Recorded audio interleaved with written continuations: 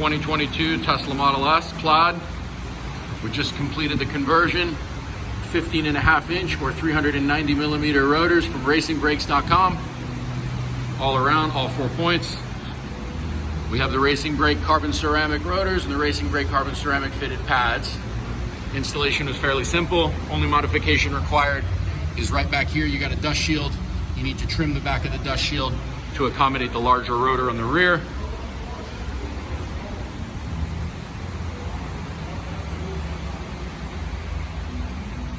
See the trim, very simple. Took a grinder, just grinded it away. You could also use probably snips.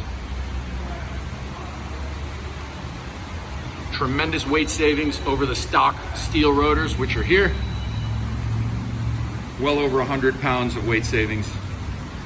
Made by Brembo, both the calipers and the pads and the rotors.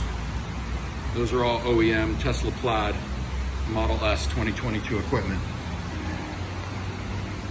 We did not change any of the brake lines. The brake lines are all still rubber. We left those in. That will be step 2.